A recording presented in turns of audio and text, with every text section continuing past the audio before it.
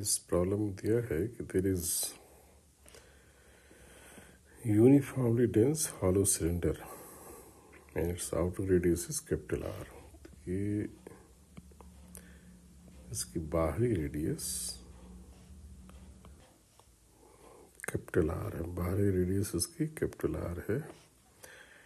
Inner radius नहीं पता है तो उसे हमें निकालना है। उसके लिए क्या क्या दिया है क्वेश्चन में,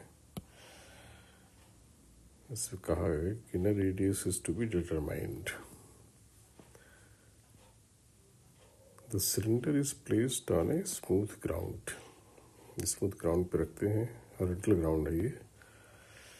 Then cylinder is placed on a smooth ground. If the horizontal force is applied on the cylinder at height 0.75 r, centre से 0.75 r यानी इस रेडियस के 75% हाइट पर यहाँ से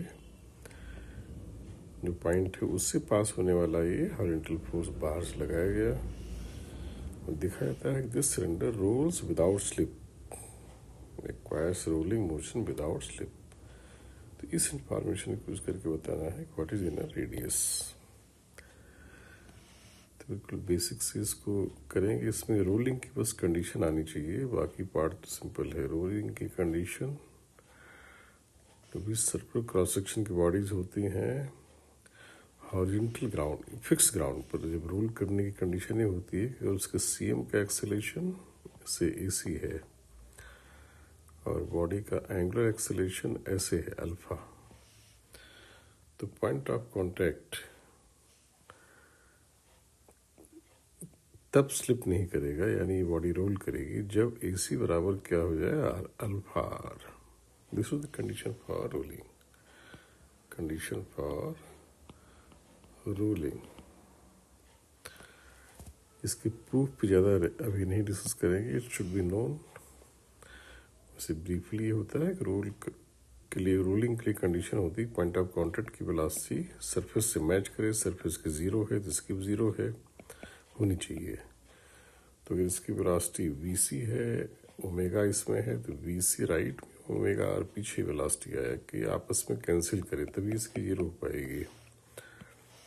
और वीसी बराबर अगर आर ओमेगा है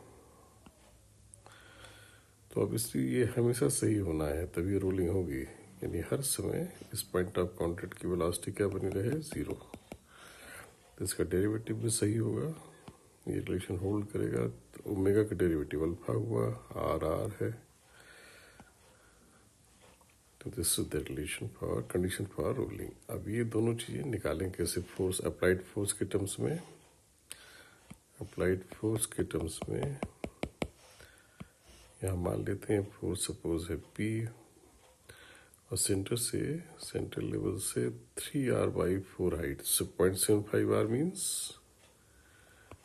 3r/4 हाइट पे लगा हुआ। तो पहले तो सीएम का एक्सेलरेशन लिखते हैं, that is easiest to write simply P/m। क्यों? क्योंकि ये स्मूथ सरफेस होने का मतलब यहाँ से कोई फ्रिक्शन नहीं आएगा। फ्रिक्शन नहीं आएगा तो P के अलावा इस एंटायर सिलेंडर पर कोई बाहरी फोर्स हॉरिजॉन्टल में नहीं है। हॉरिजॉन्टल फोर्स केवल ग्राउंड से आ सकता था एज ए फ्रिक्शन। तो जो एक्सटर्नल फोर्स हुआ हॉरिजॉन्टल केवल P है।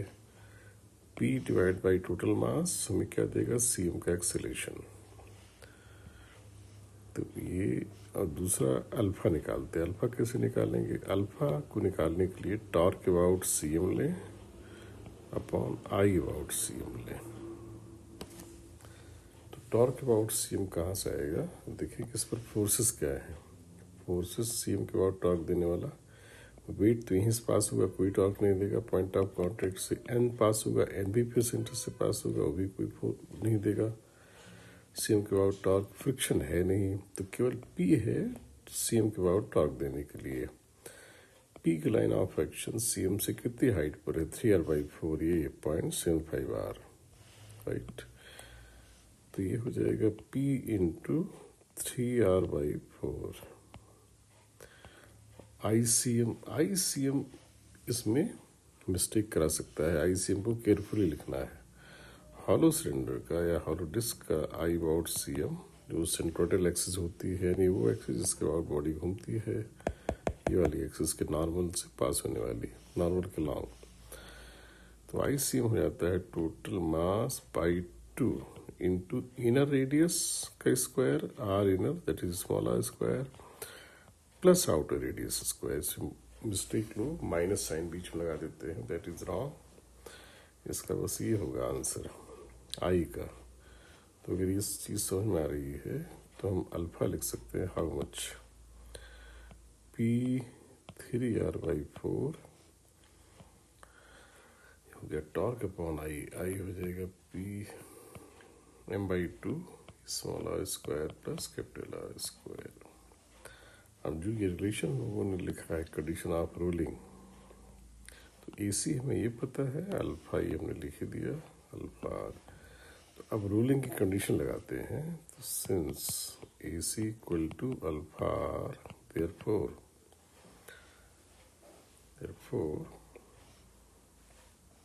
यहाँ से आ जाएगा P/2P/M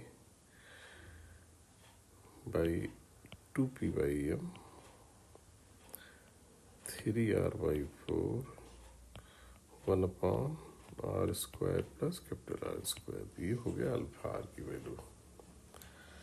this is alpha R, आज मैंने एक मल्टीप्लाई कर दिया, सॉरी आर स्क्वायर आएगा अल्फा आर करेंगे तो। और AC हमारा कितना है, सिंपली P/M। तो P/M दोनों तरफ काट दें, वी विल सिंप्लीफाई इट। इसको जब सिंप्लीफाई करेंगे तो बेसिकली क्या ये 3 capital R square by 2 is equal to small are square plus capital R square, and therefore small are square आ जाएगा capital R square by 2 implies R is capital R by √2। इसमें C answer, C नहीं D is the correct answer.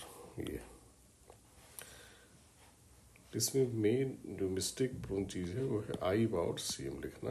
बाकी इस condition को realise करना ये आना चाहिए।